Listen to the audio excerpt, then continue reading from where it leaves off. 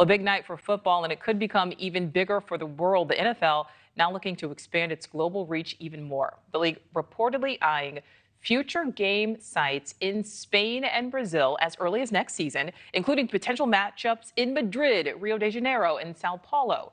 Here with us now to discuss the wide world of football is sports analyst and former NFL quarterback, Lester Ricard Jr. Lester, so great to see you. Is there really that much of an international market, do you think, for American football?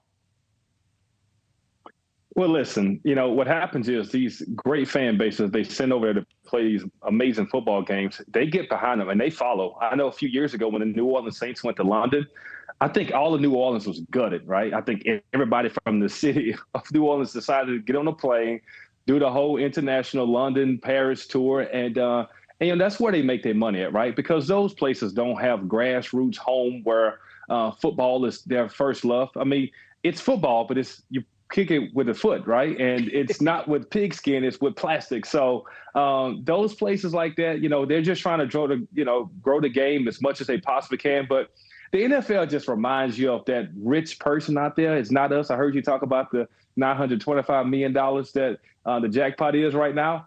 It reminds you of somebody like that who just has so much money and they just want to spend it somewhere. And that's Roger Goodell in the National Football League. They just got too much money.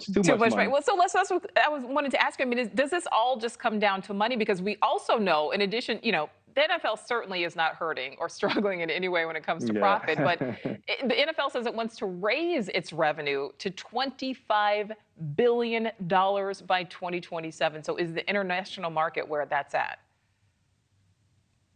Yeah, and they have these deals with Telemundo and all these other international news and news outlets and TV markets. But I think what they want to do more than anything else is if they know if they play a game in London, they play it in Rio de Janeiro, they play in Spain, it only increases the brand of football and the eyes on that sport, right?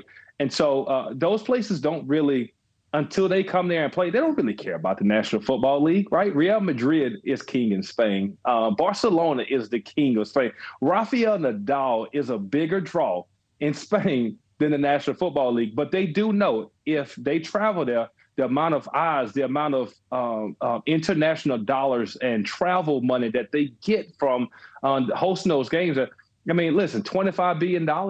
I mean, I would listen, send me, they still owe me some dollars. They do. Right. They still owe me a little bit. So, all right. So, Lester, you say that, soccer, as we call it here in America, is really king internationally. But as we know, kings can be dethroned. Let's say this broader international expansion is successful. Do you think there's a point where the National Football League, the NFL, becomes the IFL, the International Football League? I don't, right? Because if you look at the teams that have moved and the expansion teams, Vegas over the last few years, LA, you've got to look at where that grassroots start. It starts at Pee Wee football. It starts at middle school football. In a place like Vegas, you have Bishop Gorman High School, which is one of the best high schools in America. You look at LA, you've got modern day St. John Bosco, all of these great high school programs that are there that are grassroots. And so in the international world, there's no grassroots. They're not playing NFL or American football and PE there. There's no middle school football that caters into high school, that caters into college, and so that's where I don't think that NFL really has a place where they can put a franchise there. So it's not homegrown enough for them to do it. I just don't believe it will be successful. They'll get eyes there, right. So I just think they need to grow it. If you're going to start it, you better start it at a younger age where they're teaching the game, where people can feel the love for it like they do in those other sports. All right. Well, former NFL player, you heard it right there, Lester Ricard. Thank you so much. We certainly appreciate it. Thank you for watching. Go to newsnationnow.com to find News Nation on your television provider. And don't forget to click the red subscribe button below to get more of News Nation's fact-driven, unbiased coverage.